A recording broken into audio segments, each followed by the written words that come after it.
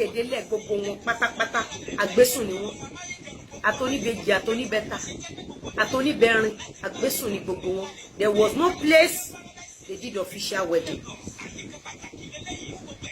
Wọ́n bá ti ya photoshoot wọ́n á gbé síta wọ́n láwọn ti ṣègbéyàwó, adẹ ń fi tinútinú a fi ń gbà bẹ́ẹ̀.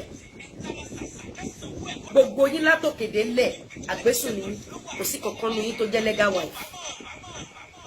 Photoshoot àti blog lẹ fi ń nù wá ní irọ́ pé kò sí kankan nu yín tó ṣèyàwó, kò sí kankan nínú yín.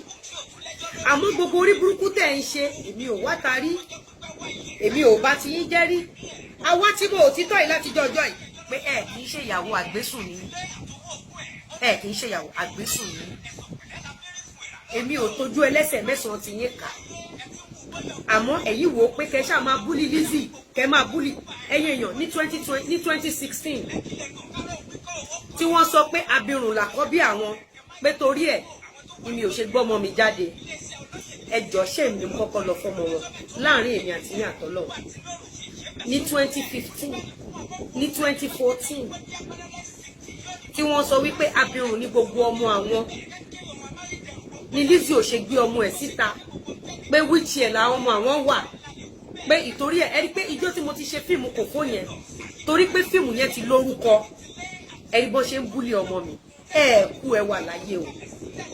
tọ́ ẹ̀yin èèyàn wa kí la ó tún pè yìí sí bí Lizzy Anjorin bí ó ṣe tún bú arábìnrin tí wọ́n ń pè ní Tóyìn Abraham àti arábìnrin tí wọ́n ń pè ní Fúnkẹ́ Akíndélé náà, ó tún bú àwọn méjèèjì o. Kí la tún máa pè yìí sí báyìí?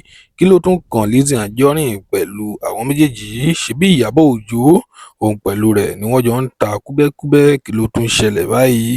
Lónìí tó bá jẹ́ ìgbà àkọ́kọ́ tí ẹ̀ ń wo fídíò wa nìyí, ẹ jọ̀wọ́ ẹ tẹ subscribe button láti máa rí púpọ̀ lára àwọn fídíò wa wò.